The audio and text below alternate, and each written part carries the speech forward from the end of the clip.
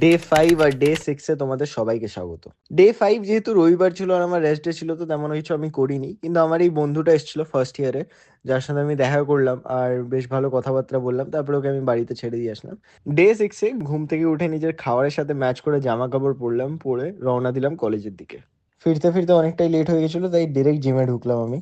এখন যেহেতু আমি ক্যালোরি কাউন্টটা একটু কমিয়ে দিয়েছি নিজের ডায়েটেতে, আর জল তো আমি মরুভূমির উটের মতন খেতে থাকি, তাই জন্য এখন ভ্যাসকুলারিটিটা খুব ভালো বোঝা যাচ্ছে। আর ওটা দেখতে দেখতেই চালু করলাম চেস্টের ওয়ার্কআউট। শুরু করলাম ফ্ল্যাট ডাম্বেল প্রেস দিয়ে। এটা একটা কম্পাউন্ড লিফট, আর আজকে আমরা যাই করব সেটা একটু heavy, but slow and control reps perform করার চেষ্টা করব 8 to 12 রেপ রেঞ্জের মধ্যে। তারপরে আমরা মুভ অন করলাম incline Smith প্রেসে।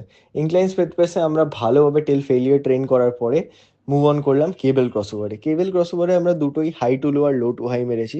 High to low প্রথমে মেরে আমাদের লোয়ার চেস্টটাকে ভালোভাবে অ্যাক্টিভেট করে নিলাম। তারপরে লো টু হাই মেরে আমাদের আপার চেস্টটাকে অ্যাক্টিভেট করলাম। তারপরে ওভারঅল চেস্টের জন্য একটু হিন্দু পুশ আপ মেরে এন্ড করলাম, কজ এটা আমাদের পুরো ওভারঅল চেস্টের গ্রোথের জন্য খুবই ভালো।